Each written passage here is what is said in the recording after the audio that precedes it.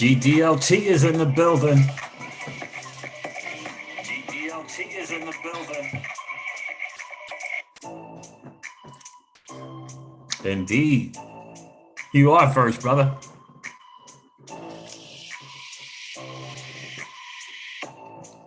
What is going on? Did Jay Clayton get called out? I don't know if that was quite a call out, but we'll see. We'll look into it. I'd love to hear your thoughts on the John Deaton interview with Patric-Bet David as well. We'll talk about that a little bit. And Kevin Durant did what? Oh my God. Oh, Coinbase. What is going on? The market is doing what the market does.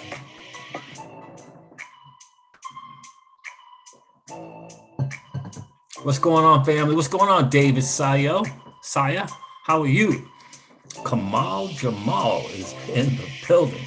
What's good, brother? Where are you checking in from, Kamal? B. Johnson is here. What's good? What's good? Marco Leon. It's been a while, bro. How have you been, Marco? Crypto Edge checking in from West Coast, Canada. Appreciate you being here this morning. Well, I should say this afternoon. John Dunktel's here. What's going on, my friend? Wow.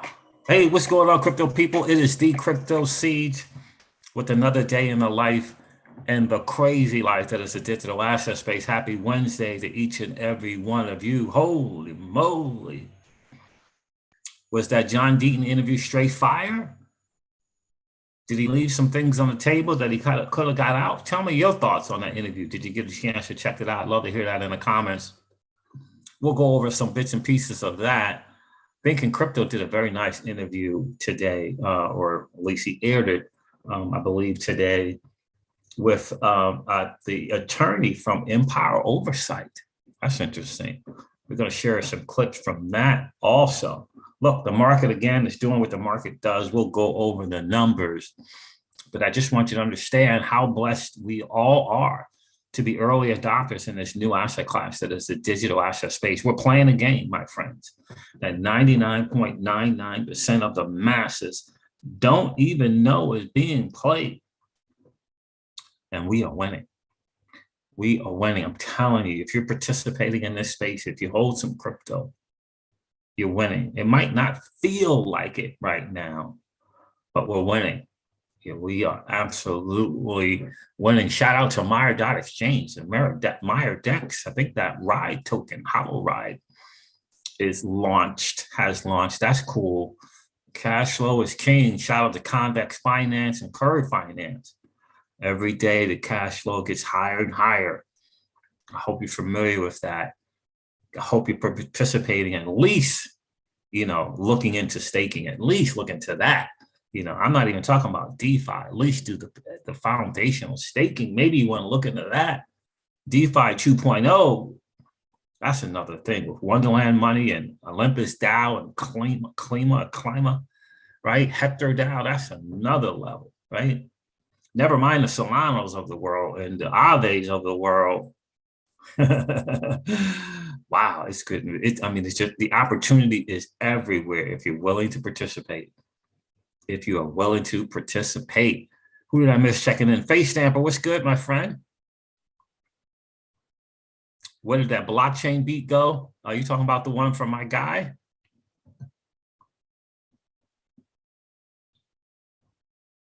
I think I still have that. The first to hit the like button. Yeah, hit that like button and subscribe if you haven't done so already. The Real Big Will checked in. What's good, bro? The dope in the room is here. What's up, bro? Good morning, David Scottsdale. Where are you checking in from? And what does that say? Max BR there. I don't see the rest of it.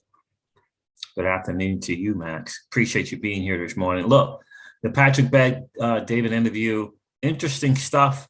For sure, you could tell that she's still kind of learning what is really going on. But I got to tell you, for me, the most interesting part is when when John Deaton really finally got into the, the kind of behind the doors, back door dealings that were taking place between law firms, the SEC, government, which means regulators, which means the United States government, and Joseph Lubin, that kind of three-tier pronged thing there. That was really interesting. I really like the guy who was there with Patrick and John. I forget his name, but he seemed like he's a really sharp guy into crypto, and he made some really good points in that interview. Made some really good points. So Southern California, I love it. David's checking in from Southern California.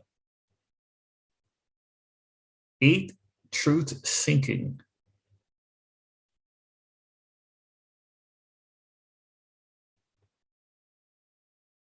Got any thoughts on how we can escape or avoid the trap of 2FA? It's tied to social scare. No, I'm not sure what you mean there, bro.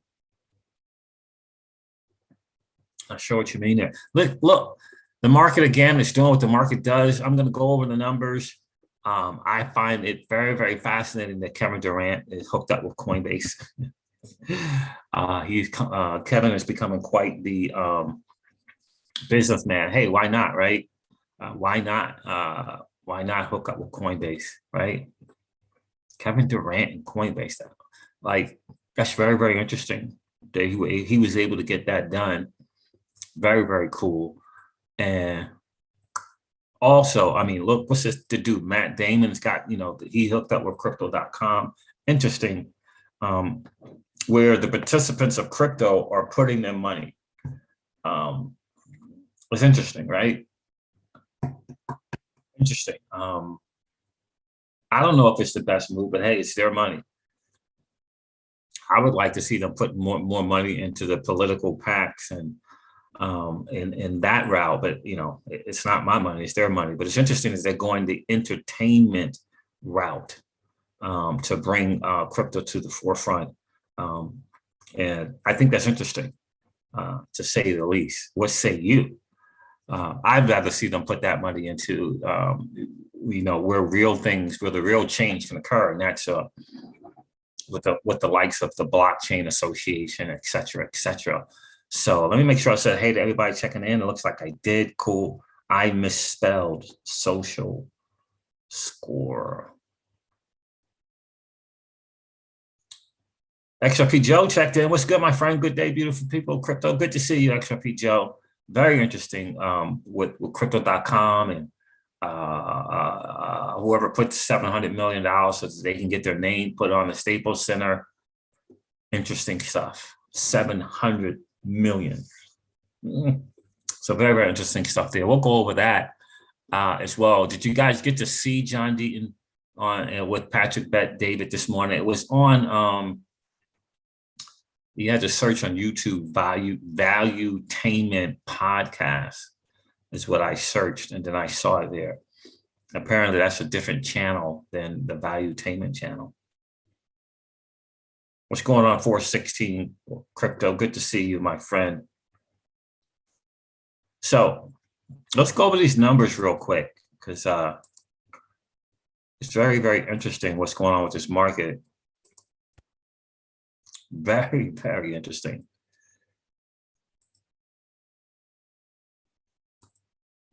What the world?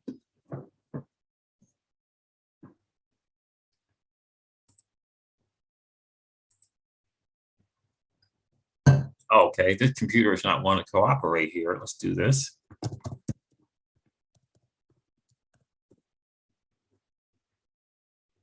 $2.25 trillion for the total overall market is down 0.5%. The Bitcoin dominance is still at 39.5%. So there we go. That's really the whole story with the market. But the Bitcoin dominance right here is still 39.5%. Yeah, it's just a bunch of sideways movement, right? Bitcoin $46,954. Ethereum is at $3,700. Binance Coin $509. Solana, again, $162. Cardano is $1.21. XRP 78 cents. 78 cents for XRP. Interesting. I got to start looking at some stuff now. Polkadot's $24.70. Dogecoin is 17 cents. Avalanche is $93. Terra Luna, $55. Shiba Inu, 0.003251. Still a lot of double-figure reds on the 7-day. Tons of them. CRO, Crypto.com coin, 51 cents. Polygon's $1.87. So again, the market is doing what the market does.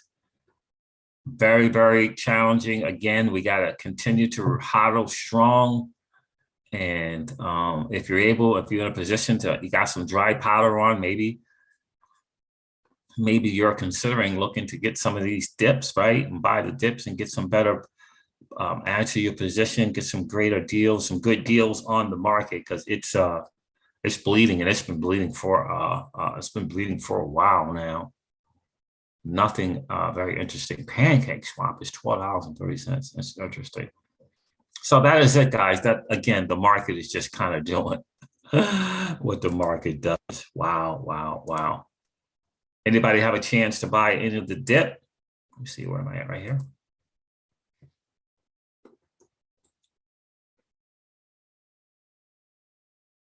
Hey, Keyless, good to see you. Lady Crypto checked in. Yeah, PBD podcast, right? For Patric-Bet David podcast. Interesting stuff. XRP Joe, I love that. That's great. The next time somebody tells me crypto is going away, I'm just going to ask them, so where do the Lakers play? That's right.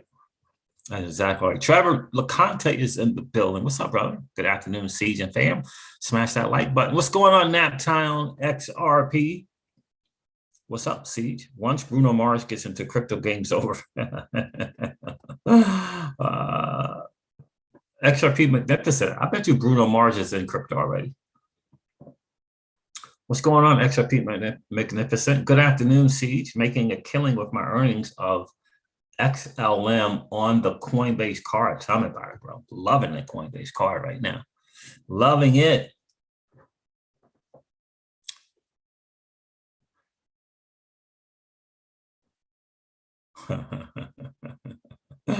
Marco Leon, question for anybody who can answer. Is it safe to send my ZUM address to receive XRP payments, or is my crypto at risk? Now, my understanding is it's not at risk. If you want to get someone to send you something on this, because it's a non-custodial wallet. Marco Leon, it's a non-custodial wallet. So, right, so that's it's basically like a public address that you can send people to send you stuff. Right? What is going on? Perfectly safe, XRP Joe. There you go. Perfectly safe. Says XRP Joe. So there's the answer there, Marco. I agree. You're welcome, my friend. You're welcome, Marco. So listen, guys. I don't know what to go over first, really.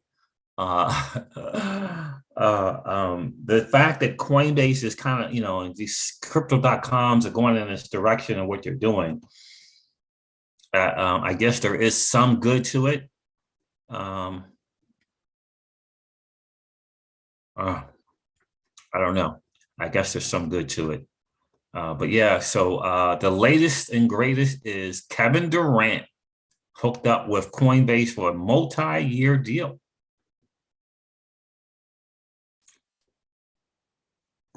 Multi-year deal. Let's go over this real quick. Interesting to me. Interesting.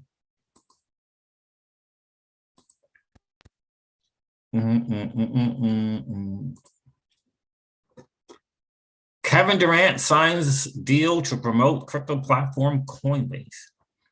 The NBA star is part of the industry's push to go mainstream and lure new users. by Kim Bassine. Basketball star Kevin Durant and his company, 35 Ventures, have signed a multi-year deal with Coinbase Global Inc. to promote the cryptocurrency platform across his businesses. As part of the arrangement, Durant will appear in advertising as a face of the brand.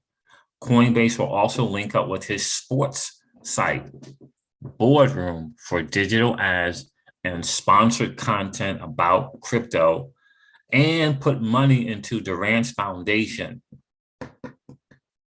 to support his youth program.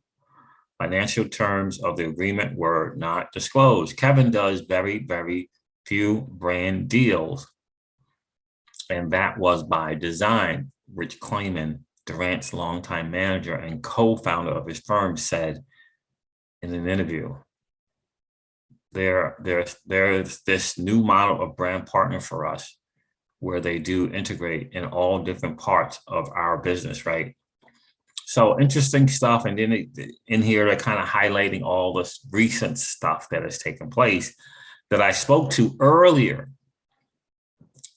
So again, you're willing to pay these people millions and millions of dollars, Coinbase, but you're only willing to contribute $150,000 to PACs like the Blockchain Association. I don't get it. So crypto companies have spent hundreds of millions this year on sponsorship deals with sports leagues, teams, athletes, and celebrities in a scramble to lure new users as digital currencies become more popular. FTX, another crypto exchange, has signed on top teams like the NBA's Golden State Warriors, and will have a commercial in the NFL Super Bowl. Crypto.com is taking over the naming rights of the Los Angeles NBA arena. It has deals with Formula One and the Ultimate Fighting Championship. Actor Matt Damon has taken an equity stake in Crypto.com, while NFL quarterback Tom Brady has one in FTX. Each is promoting the platform to the public. So interesting stuff. What do you guys think about that? Again, that to me, that's not where the game is won or lost. I think it's good for exposure, but the ultimate game in making this more legitimate and getting things done, to me, is still in the associations. Oh yes. Oh man, why did I truly believe that? Thank you, Keyless. You're right about that. Anything said on Crypto C's YouTube channel is not financial advice. Please do your own research. Thank you for sharing that, Keyless. Hey, JL XRP, I appreciate that. Popping in for a second. I hit the like button. I appreciate it, my friend. Guys, do me a favor. If you're watching, please take the moment to subscribe to the channel if you're enjoying the content. You know, one of our big missions here is to let the average Joe and Jane know that there's this new asset class being built right underneath their nose, and it is their chance to win. If they want to win for themselves and their family and have a possibility of creating generational wealth, this asset class, this new asset class, is the way for them to do it. I firmly believe that 100%. No guarantees in anything, but an opportunity to participate on a quote unquote level playing field. It isn't any more level than it is in the digital asset space, right? It just doesn't exist. Still in the works, my friend. They did say something about Q1 of 2022, or they said something about 2022. And Flare Networks being active. If Truth Seeking says, has anything actually happened yet with Flare, etc., or is it still in the works? So I think the latest thing coming from the camp was 2022. Keela says, I love the ZUM, and I trust it 100% myself. But this crypto space is so crazy. I'm prepared to lose it all anytime. That's how I think about crypto at this time. Yeah, I like the ZUM wallet. I really, really do. I like Bifrost. I like the ZUM wallet. Let's not forget that Vitze Win and XRPL Labs is still taking donations to kind of support a node, take a node, own a node, partnering in a node, quote unquote, all of that kind of stuff. And they are taking XRP as a form of payment as well.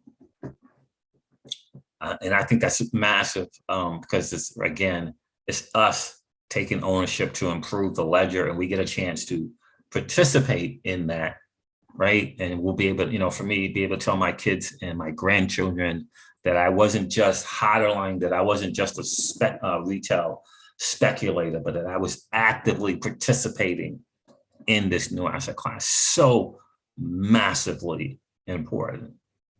It's one thing to set some crypto aside for your grandchildren, but can you tell them the story about you participating in this space?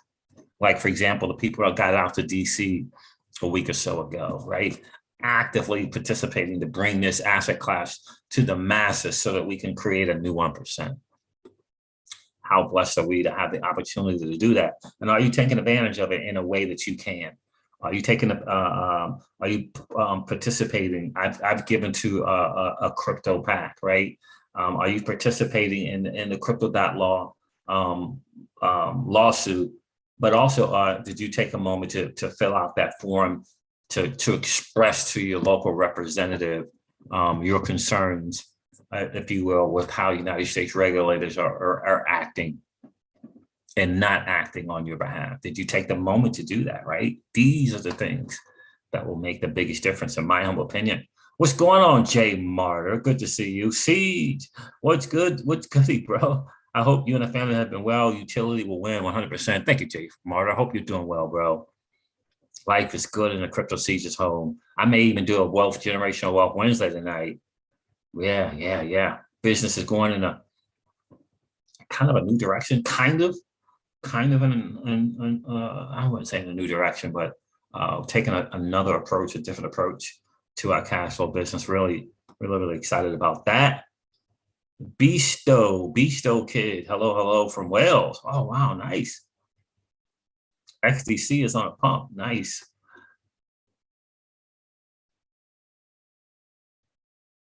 Moon Lambo checked in, or you just Moon Lambo stupid spell check, making me look like a noob. XRP Joe. J Martin, utility will win today. Moon Lamborghini.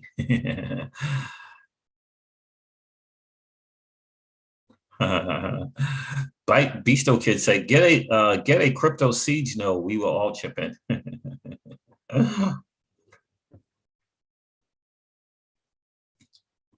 What else we got here? Did I miss anyone? Thank you, XRP Joe. XRP Joe says, please smash that thumbs button to help support our guy Seeds. Subscribe for content notification and ring that sexy bell for instant live stream updates. There you go, bro. Thank you so much, man. I appreciate that, XRP Joe, and all the mods, all the blue wrenchers. We appreciate you big time. So listen, my thoughts on that whole, where they're going. Again, it's their money. If crypto.com and FTX and Coinbase want to spend it on celebrities, cool. I just hope that they have some money set aside for where the real, let me say that again, where the real work will be done. And that is in Congress. And so we're going to need our political, if you will, influence. And that, unfortunately or fortunately, that starts with these PACs and like the Blockchain Association with Ron Hammond, right? That those groups being able to speak on our behalf. I mean, that's hugely important. And they need money to stay kind of afloat, right? And continue doing what they're doing. All of these things are, just how it is done. And every little bit makes a difference. And, if you're in a position where you can do it, I forget the name that I did. Ron Hammond kind of recommended it on his site, and I contributed to that particular one. But yeah, I mean, every little bit helps. And I want to be able to say that I did my part, right? That I did my part. Start where you are now and be in that habit, if you will. So when you get that moon, when you get that winnings, it won't be so hard to give, right? Because you're in a habit of giving, if you will, giving to a cause that you know is important. And let it be, trust me when I tell you, when you make a point of reaching out, when you make a point of reaching out to your local representatives, that is a big signal for them. It's a big signal. They all want to get reelected. And if you don't make your voice heard, they're going to move on to the one who is making their voice heard. You know what I mean? Earn a bit, share a bit. That's right, James Shepard. There you go. I love that. Earn a bit, share a bit. That's exactly right, right? And you got to put the dollars to work. You know, for us in the Crypto Seeds Home, we want to put our dollars to work where we believe can make a difference. And this whole thing of, you know, crypto on a ledger, you know, isolate on an island and let people figure things out for themselves. I'm not sure that works, my friends. Gerard, okay, thank you, Keila. Gerard on Pat and Deaton podcast is what has become obvious. These people have become so blatant with their corruption, almost like saying, yeah, I did it. What are you going to do about it? Frustrating. Yeah, let me see. You guys want to hear from, I really want to hear from the Empower, I believe it's the Empower Oversight Lawyer. Let's take a listen to that. He was on the Thinking Crypto channel. I didn't get a chance to listen to it. Thinking Crypto, what's going on, Tony? Tony does such great interviews. He gets a lot of great people on his show. Let's take a listen to this. The guy's name is Jason Foster. Let's go back. Start right about here. He's the founder of the Empower Oversight. So let's take a listen. And is there some additional sunlight and transparency that can be brought to that issue, right? So, you know, we saw the reports. If you look through our complaint, and in fact, and our FOIA request itself, you know, we lay out all the articles and news reports and so forth where people were raising this as a potential issue. And it seemed to me, you know, I saw that there was this fight over deliberative process and Ripple's, you know, requests for information and discovery in the lawsuit. And I thought, well, wait a minute. If people have a concern that there's a potential conflict here, well, why don't we just look for communications with the ethics office and communications with their, you know, the people that they went to work for or the people that they used to work for. And let's just ask for those, because there isn't any deliberative, you know, when you're talking about communications with outsiders or communications with the ethics office, you know, a lot of that's not going to be deliberative process privilege. It's not going to be pre-decisional information. So they should have to disclose that to the extent that there might be any records like that. And so, you know, we did the FOIA request, didn't know what would happen, didn't know whether they'd be responsive and non-responsive, although I wasn't holding my breath. You know, the first thing they did was they did not, you know, they tried to tell us that we were going to have to pay a whole bunch of fees. They were going to treat us they weren't going to treat us as a news media requester or a requester that, you know, they're going to treat us as someone who had a financial interest, right? Which we didn't, you know, because they charge high fees to companies who are doing it, you know, for their own personal, you know, or commercial purposes, right?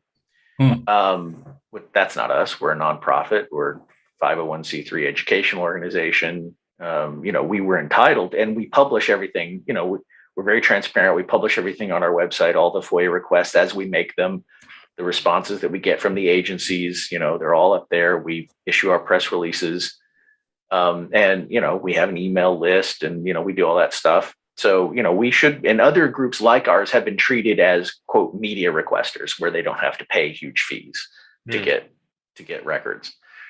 So we appealed that decision because that was going to make it impossible. We're a small nonprofit. There was no way we would be able to pay those high fees like a Bloomberg or somebody like that would be able to pay. So we appealed that decision and we won. And, you know, we posted the appeal and we posted the decision in our favor on that. And then, you know, time just kept ticking away and they were beyond their statutory deadlines. You know, they're supposed to respond within 20 business days unless there's something that extends that. Like if there's some kind of special extenuating circumstances or unusual circumstances, they can extend the deadline. But basically we weren't getting any communications from the SEC other than, here's 2 categories of your 8 categories that we already did our search for and we couldn't find anything. But there was no indication and no, a lot of times agencies will actually communicate with you and they'll tell you, oh, we've pulled this many records, we've got this many that we're going through, they're being reviewed, it's going to take us some time. And if you get a sense that they're actually cooperating, then you can be more patient. But we basically heard nothing other than, here's these 2 categories where there's nothing, and then it's radio science, and then they denied our, then they tried to charge us a bunch of money, and then they changed their mind on that after we appealed. But other than that, we had no like it wasn't like we were getting a FOIA officer calling us and saying, okay, I've gathered, we got 10,000 records, we got to go through them and figure out which exemptions we can redact what for. There was nothing. So so we looked into enforcing our rights to the documents in court, and ended up drafting the complaint and filing it. We filed it last Wednesday. We announced it Friday morning, and within 2 hours, actually, I'll give you some news that we haven't announced yet. So within 2 hours after us, or so, of us announcing publicly that we had filed the suit, we actually got responses on 2 more of our 8 categories from the SEC. I wonder what sparked that response. I don't know if it was the press release or if it was just, happenstance, but they did discover. If you look at, actually, I don't know, you might want to put this up on the screen later for your viewers, but if you look at pages 6 and 7 of our complaint in district court, we have there listed what all of our requests were. Mm-hmm. So the first 2 that they had told us before we filed that they hadn't found any records were the ones that are listed there on page 7 as F and H. So when we filed our suit, we were still, we hadn't had any response from them on A, B, C, D, E, and G. Mm-hmm. Well, 2 hours after we filed, they told us, oh yeah, we also don't have any records for A and B. So A and B are the ones where we were seeking communications with Hinman, any communications between Hinman and Simpson Thatcher, and B rather is where we were seeking any communications between Hinman and the Enterprise Ethereum Alliance. So those are the 2 additional ones after we made our announcement on Friday that they have now said they also have no responsive documents for. So that leaves 4 categories out of the 8 where we still don't have a reply from them. And those are the ones that we're still going to be pressing them for. So anyway, that's some really, really good stuff there. The Thinking Crypto. I highly encourage you guys. For me, the kind of the meat and the thick of it all kind of starts at minutes 16:55, maybe minute 17. If you guys want to check that out, I do want to listen to this Squawk Box quote interview with Jay Clayton, and she's kind of calling the question why your ethics are being questioned, right? To Jay Clayton. That was a very, very interesting one. Hopefully, my laptop will cooperate. Squawk Box here. I forget her name here, but let's take a listen to this real clear with Jungle Inc. calls this guy the Lizard King. That's not me. Jungle Inc. Oh, Jungle is a trap. Jay, let me ask you about something that it winds up in my Twitter feed constantly. I've tried to look into it and done a little research on it. There's this argument about an action that the SEC brought on your last day as the chair of the SEC. This was the one to go after Ripple Labs executives, the CEO, the general counsel, and others, and kind of come after them for some sales that they had planned and whether they were upfront. There has been all kinds of speculation because Brad Garlinghouse, the CEO, the general counsel, have been very public in their pushing back and fighting the SEC on this. And they've done some mudslinging and said that you and others at the SEC were compromised in this decision, that you had input that was coming in from people who are maybe Ethereum fans or others along the way. I get this question constantly. I just want to put it to you. What happened and what do you say to those accusations? Well, Becky, I'm not going to comment on any pending investigation or action in front of the SEC. I think you know that. We've discussed that in the past. And look, it's America. People have the right to defend themselves. They have the right to their opinion. And I'm not going to engage. But that's the truth is that's not a pending litigation. She didn't ask about the Ripple versus the SEC lawsuit. She didn't ask about that. She's asking him about his alleged involvement in giving Ethereum a free pass. That's what the crypto Twitter, that's the comments that she is getting on her Twitter feed. It's not about the Ripple versus SEC lawsuit. It's about how is it that you brought a lawsuit against them, but you didn't do all this stuff. Tell me about Bill Hemming and what he did. Tell me why were they meeting with Joseph Lubin and people from Consensus privately, secretly? Those are the things that they want to know about. That's not impending litigation. And, that's an easy cop-out, right? Engage in that either. I think as government officials, you do the best you can. You let the facts stand where they are. And I'm going to leave it at that. Can we talk more broadly just about crypto? Because Gary Gensler is looking at crypto as a space he really wants to make sure they're kind of getting into the weeds on it and finding to set some rules around this. And he's somebody who knows this pretty well. He obviously taught a course on it at MIT, so he's not kind of lumbering around blindly on this. Are we going to see much greater restrictions or at least much greater rules of the road when it comes to crypto? Becky, crypto, and it's a wide variety of products and a wide variety of functions, touches on many areas.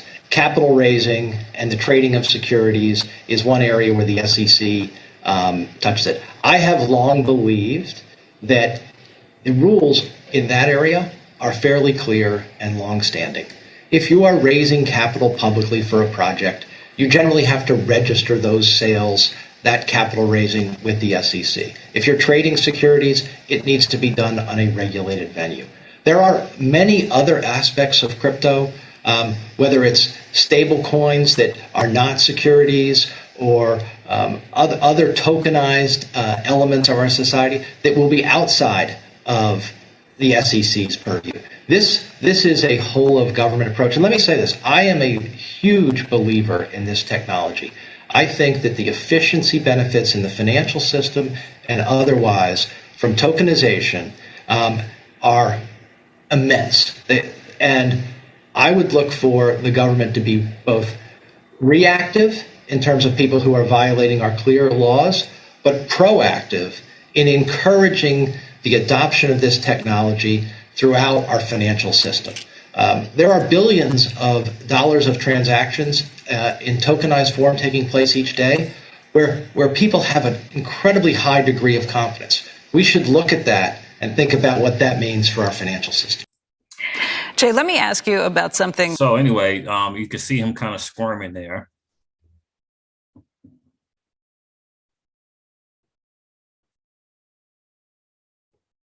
Yeah. So anyway, he's kind of squirming there, and obviously, he's been told not to share any kind of stuff. They're not to make any kind of comment on that because what you say could end up biting you in the long run, right? But where am I at here? He's kind of squirming there. You can see it. You can see it for sure. What's going on, Crawfish? Good to see you. Jay Clowntown, what's going on? Unknown Revolver, good to see you. Unknown Revolver, great to see you in the stream, my friend. Good message, wrong messenger. Yes, indeed, Keyless. You're right about that. I bought Charlie's bag. Checked in. What's good, brother?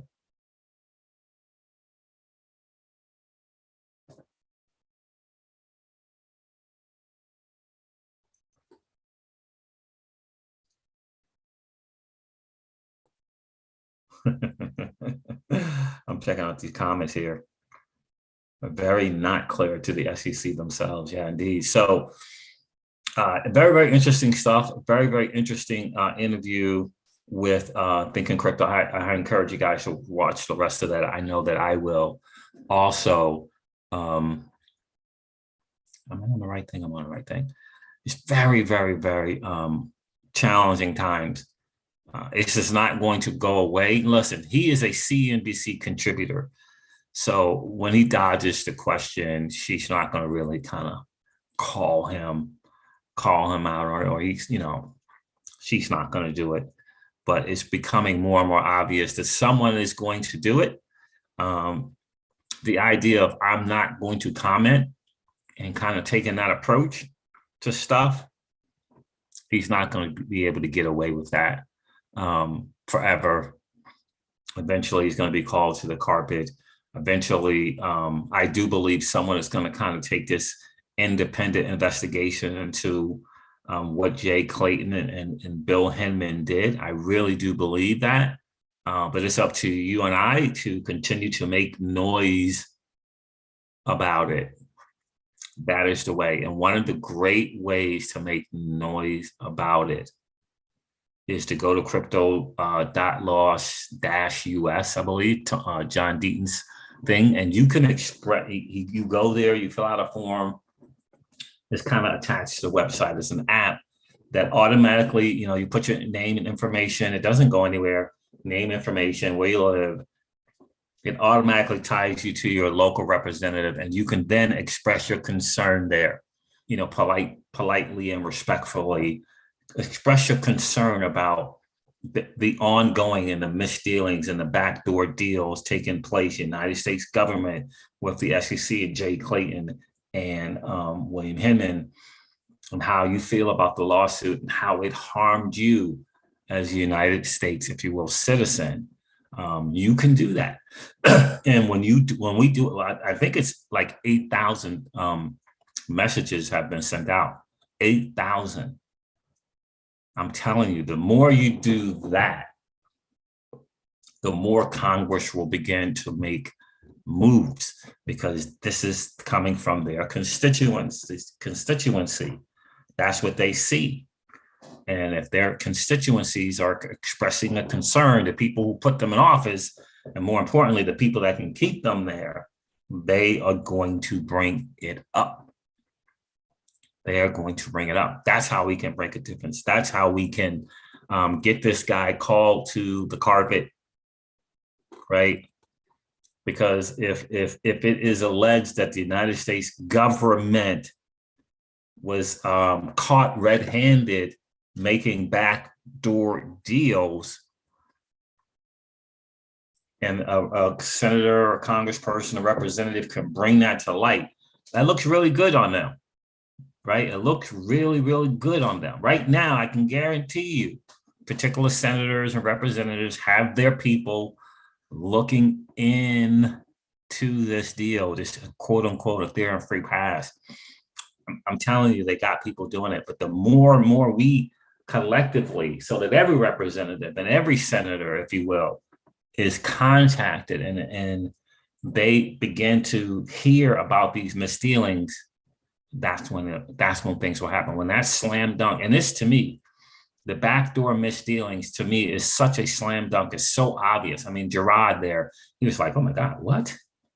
I mean, what?" I mean, he said his quote was, "This is straight out of a John Grisham novel." This is straight out of a John Grisham novel. If he can recognize that, and he doesn't, from just what John Deaton is saying. Gerard or Patric-Bet David, they haven't watched the videos and read the documentation. seen these interviews, and they haven't done any of that. If they can get the big picture and see the obvious blatant corruption from what John Deaton is just saying, what about the stuff that he can show them physically in terms of video, in terms of documentation, right? And then what happens when a particular representative wants the same information? It's available, documentation and video. When it walks like a duck, talks like a duck. I'm telling you, the more we make noise about it, the more and more they'll look into it, guys. Really, really, really important. What's going on, Legendary? Legendary says no comment equals something to hide. 100%. That's right. XRP Magnificent. Great point. Read the body language. Tells you what you need to know. Absolutely. What are soldier nodes? It's Blood XOX. Legendary says they've been unethical at the lowest thing. It's at the least it's unethical. Right. And then it warrants an independent investigation without question. And my hope is that will take place. But again, for us to, the first step is letting our representatives know that this is a concern, right? That this is, we believe this to be nasty, dirty business behind closed doors, and it's not cool. We got to let them know. If we don't let them know, then they can't act on it. And trust me, they, like Gerard was saying, they listen more to the constituents that, you're going to get some kind of standardized answers, but they keep it in the back of their mind. They keep it on the back of their mind that this is a concern, right? And then slowly, one by one, these senators and representatives get their staff looking into it. Take a look into this, take a look into this, take a look into this, one by one, slowly but surely, right? I promise you, that's how it gets done. That is how it gets done, guys. All right, guys, listen, I'm going to end this video like I do all of my videos. Thank you so much for hanging out today. It's been a really, really cool hang. Thank you for hitting that like button. I appreciate that. Thank you for subscribing to the channel. If you're new to this channel, I definitely appreciate the sub. Let's get to 10,000 before we can, in a blink of an eye, let's make that happen. It's important that we create a new 1%. That's the mission of the channel. We want to create a new 1%, right? That's what we want here. And we can all get that done collectively together. Guys, go to crypto.law-us, participate. What you do matters. Don't let anyone tell you that it's not going to make a difference. Don't let anyone tell you that it's not going to make a difference. What you do proactively, it does matter very, very much. All right, guys, look, I'm going to end the stream like I do all my streams and remind you guys of this, that old money doesn't want you to win. But that's okay, though, because you and I are already winning. Have a great rest of the day, guys. I'll talk to you soon. See ya. Bye.